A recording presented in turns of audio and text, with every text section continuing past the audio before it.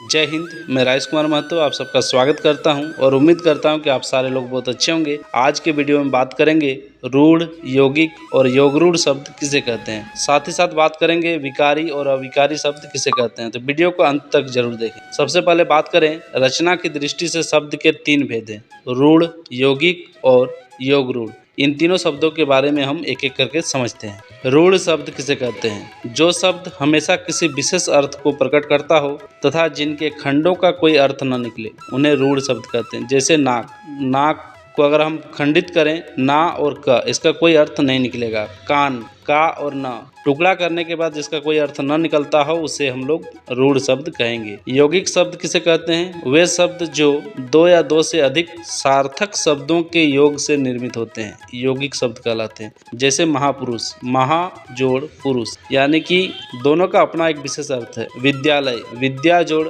आलय। प्रधानमंत्री, प्रधान जोड़ मंत्री। पाकशाला, पाक जोड़ शाला। तो इनके खंड करने पर दोनों ही शब्दों का सार्थक अर्थ निकलता है। योगरूढ़ शब्द किसे कहते हैं? वे शब्द जो एक से अधिक शब्दों से मिलकर बनते हों परंतु एक विशेष अर्थ को प्रकट करते हों उन्हें योगरूढ़ शब्द कहते हैं। जैसे लंबोदर, लंब जोड़ उदर अर्थात बड़े पेट वाला, तो गणेश जी। दशानन, 10 जोड़ आनन अर्थात जिसके 10 मुख हैं, रावण। पंकज, पंक जोड़ ज अर्थात कीचड़ में उत्पन्न होने वाला। कौन है? तो कमल।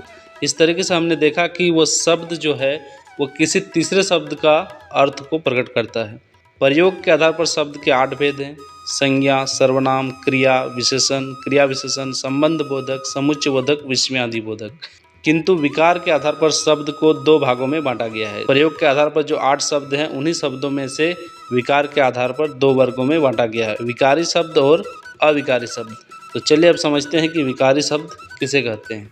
वह शब्द जो लिंग, वचन, कारक आदि से विकृत या परिवर्तित हो जाते हैं विकारी शब्द कहलाते हैं। अर्थात कोई शब्द जो लिंग अर्थात स्त्रीलिंग, पुल्लिंग, वचन एक वचन, बहुवचन, कारक जैसे हम लोगों ने पढ़ा है विभक्ति चिन्ह, कर्ता ने कर्म को करण से संप्रदान के लिए अपादान में पर। तो इस तरीके से लिंग, वचन, कारक आदि के कारण जिन शब्दों में परिवर्तन आ जाता है वैसे शब्दों को विकारी शब्द कहा जाता है। जैसे मैं, मुझ, मुझे, मेरा। इन चारों शब्दों का मतलब स्वयं से है परंतु कहीं पर मैं, कहीं पर मुझ, कहीं पर मुझे और कहीं मेरा शब्द का प्रयोग किया जाता है। मैं बाजार गया, मुझे फल चाहिए, मुझसे नहीं होगा, हम नहीं जाएंगे।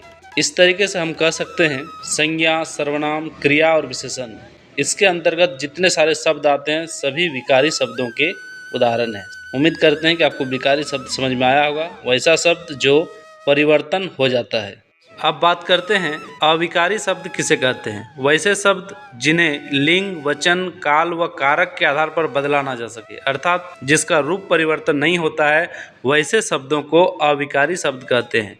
जैसे अब, कब, क्यों, पर, मैं, बहुत, अधिक, कम, हाँ, नहीं, लेकिन, जल्दी, शीघ्र इत्यादि। अविकारी को अव्यय शब्द भी कहते हैं। अव्यय अर्थात जिसका व्यय न हो।